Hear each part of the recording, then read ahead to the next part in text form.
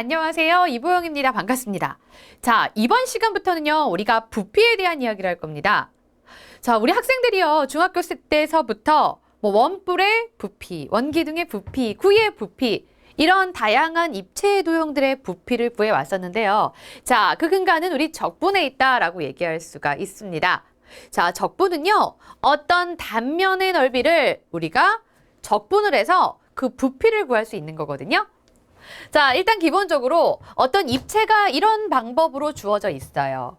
그리고 그때 범위가 A부터 B까지로 주어져 있다면, 그러면 X축이 수직인 평면으로 잘랐을 때의 단면 있죠. 바로 이 단면을 SX라고 얘기한다면, 이 단면의 넓이가 X인 바로 이 입체 도형의 부피는요, 어떻게 나타내면 된다?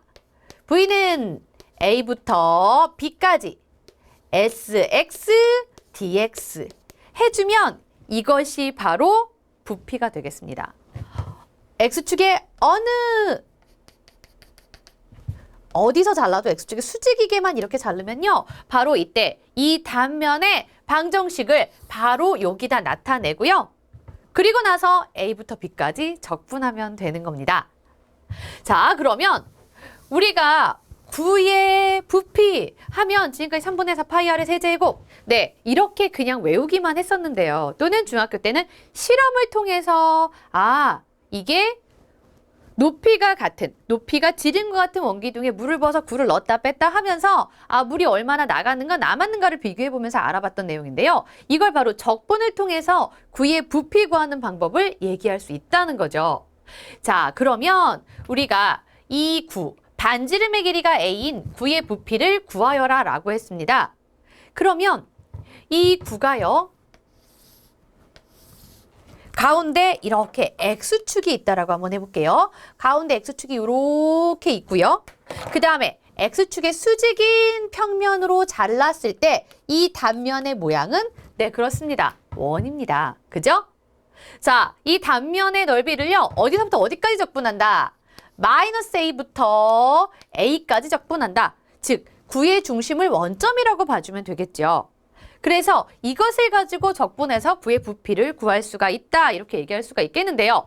그러면 이 단면인 원에 대해서 한번 얘기를 해볼까요? 이 단면은 그러면 이때 X제곱 플러스 반지름 R의 제곱은 A의 제곱입니다. 이렇게 얘기해 줄 수가 있겠죠. 자, 그러면 이때 R은 루트 A제곱 마이너스 X제곱이 되겠습니다. 그러면 이때 단면의 넓이를 한번 나타내 볼게요. 단면의 넓이는 반지름 제곱 파이 이렇게 나타내면 되겠죠. 자, 파이 해주고요. 반지름 제곱해주면 루트 A제곱 마이너스 X제곱의 제곱이다. 네, 이렇게 나타낸 결과가요, 파이 A제곱 마이너스 X제곱이 되겠습니다. 그러면 구의 부피를 한번 알아볼게요. 구의 부피는 X축의 수직인 단면을 마이너스 A부터 A까지 정적분해주면 된다라고 했죠. 마이너스 A부터 A까지 파이의 A제곱 마이너스 X제곱 dx 해주면 되겠습니다. 자, 이 안에서 보니까요, X의 지수가 이 짝수로만 이루어져 있어요. 그러면 우리가 적분의 성질을 이용해서 이건 0부터 A까지 그리고 2배 해주면 되겠죠. 그리고 이 식에다가 곱하게 되는 파이는요, 우리가 앞으로 나와서 곱하게 되면 2파이 인테그랄 0부터 A까지 A제곱 마이너스 X제곱의 dx다, 이렇게 얘기해 줄 수가 있겠죠. 자, 여기 한번 계산해 보겠습니다. 2파이 해주고요. 적분해주면 A제곱 X 마이너스 3분의 1 X의 세제곱 0부터 A까지다. 그러면 우리가 X에다가 A를 대입해주면 되겠죠. 2파이 A 대입했을 때 보면요, A의 세제곱 마이너스 3분의 1 A의 세제곱. 0 대입한 경우는 0이니까 따로 뺄 건 없겠죠? 자, 괄호 안이 3분의 2 A의 세제곱입니다. 거기에 2배 해줄 거예요. 그래서 3분의 4 파이 A의 세제곱이다, 이렇게 나왔습니다. 우리가 알고 있었던 구의 부피 공식이 바로 이렇게 나온 거예요. 3분의 4 파이 반지름의 세제곱 바로 이렇게요. 그죠? 우리가 일반적으로 많이 얘기했던 구부피 3분의 4파이 R의 세제곱, 3분의 4파이 반지름의 세제곱, 바로 이것이 적분을 통해서 알 수 있는 내용이다. 자, 그럼 이번에는요, 직선이나 곡선을 축의 둘레로 회전시킬 때 얻어지는 입체 도형, 네, 바로 회전체입니다. 바로 이 회전체의 부피를 한번 얘기해 볼 건데요. 지금 함수 y는 fx가 있어요. 그리고 x는 a, x는 b, 이렇게 둘러싸인 바로 이 도형이 있습니다. 이렇게 생겨있는 바로 이 평면 도형인 거죠. 현재 상태는. 이 평면 도형을요, x축을 둘레로 해서 1회전시키는, 1회전시켰을 때 얻어지는 도형이요, 약간 이런 항아리 같은 바로 그런 입체 도형이 생길 텐데요. 자, 그러면 여기 보세요. 이것도 우리가 적분을 통해서 부피를 구할 수가 있는데요. 그러면 x축의 수직인 평면으로 잘랐을 때 단면은, 회전체는 언제나 회전축의 수직인 평면으로 잘랐을 때 단면 모양이 원이 됩니다. 그래서 이 원의 넓이를요, A부터 B까지 정적분 해주면 부피를 구할 수 있다는 거예요. 그러면 보세요. 지금 이때 반지름이요, Y입니다, Y. 반지름이 Y, 즉 fx니까요. 반지름 제곱해서 파이 붙여주면 그것이 바로 이 단면인 원의 넓이가 되겠죠. 그것을 A부터 B까지 정적분하자, 이런 얘기입니다. 자, 그래서 나온 얘기가 바로 이거예요. 부피는 A부터 B까지 반지름 제곱 파이 요렇게 해놓은 거예요. Y가, 즉 fx가 반지름이 된다. 그래서 반지름 제곱 파이, 이것이 바로 단면인 원의 넓이가 되는 거고요. 이것을 정적분한다 라고 얘기할 수 있습니다. 이때 y는 fx와 같으니까 여기 fx를 제곱한 것으로 나타낼 수도 있겠죠. 자, 그러면요, 회전체의 부피를 한번 구해보면요, y는 2분의 1x라는 직선이 있습니다. 그리고 x는 6, 그리고 x축으로 둘러싸여져 있는 바로 이 도형은 직각삼각형입니다. 바로 이 직각삼각형을 x축을 중심으로 해서요, 1회전시키게 되면 그때 나오는 입체 도형은 당연히 원뿔이 되겠죠. 사실 원뿔의 부피는요, 우리가 밑넓이 구할 수 있고 높이가 얼마인지 알 수 있어서 그냥도 사실 구할 수는 있는데요. 적분을 이용해서 한번 나타내 보면 보겠습니다. 먼저 원뿔을 회전축의 수직인 평면으로 잘랐을 때 단면은, 네, 이렇게 원이 되겠죠. 이 원의 넓이를요, 0부터 6까지 정적분해주면 된다는 얘기예요. 그래서 인테그랄 0부터 6까지 파이의 반지름 제곱 dx 해주면 되겠다. 이때 이 단면의 반지름의 길이가 y가 되거든요. 그죠? 그러면 이것은 0부터 6까지 파이의 y의 제곱, y가 2분의 1x였습니다. 2분의 1x의 제곱에 dx 되겠다. 파이 앞으로 뺐고요. 0부터 6까지 4분의 1 x제곱에 dx다. 그러면 적분해보면 어떻게 되죠? 3분의 1을 곱해줄 거니까 12분의 1에 x의 세제곱 0부터 6까지 되겠죠. 자, 그러면 여기다가요, 6을 대입만 해보면 되겠네요. 6 대입하면 6의 세제곱 216이거든요.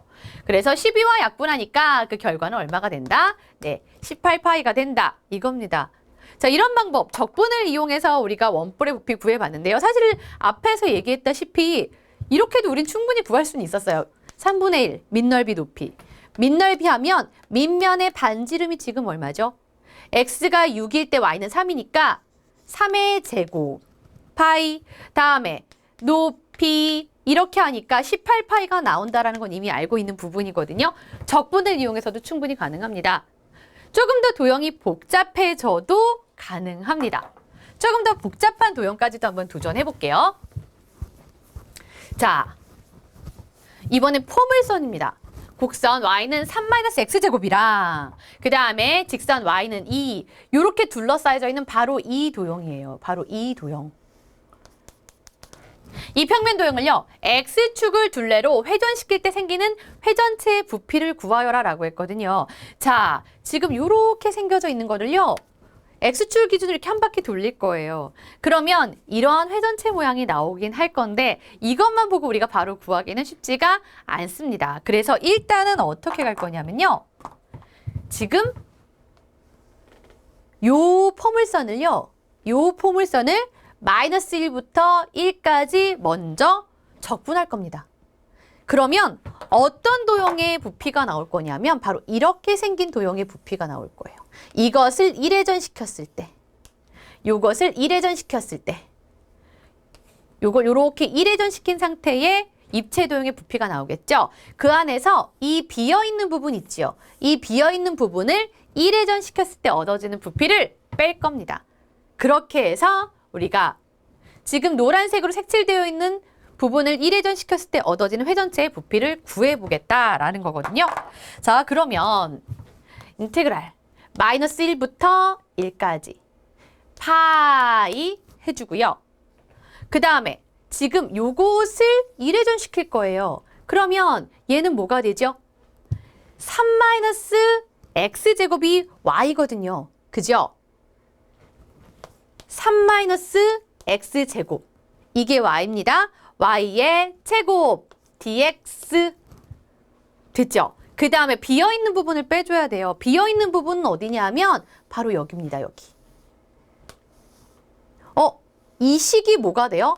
y는 2다 라는 식이잖아요. 그래서 y제곱 dx y를 제곱하면 4가 되겠죠. 4의 dx 이렇게 갈 겁니다. 되겠죠? 자, 그러면 한번 직접 적분해 볼게요. 마이너스 1부터 1까지 파이. 그 다음에 3 마이너스 x제곱의 제곱. 얘는 제곱해줘야 되겠죠? 9 마이너스 6x제곱 플러스 x의 4제곱 dx. 다음에 마이너스 1부터 1까지. 지금 여기에 파이가 빠져 있네요. 파이 4의 dx 됐죠? 그럼 여기다가 우리 짝수차수로만 이루어져 있으니까 2배 해도 되겠네요. 2파이 인테그랄 0부터 1까지. 그 다음에 9 마이너스 6x제곱 플러스 x 4제곱 dx 빼기 여기도 마찬가지. 2파이 0부터 1까지 4의 dx. 이제 한번 적분해 볼까요? 2파이에 9x 마이너스 여기는요.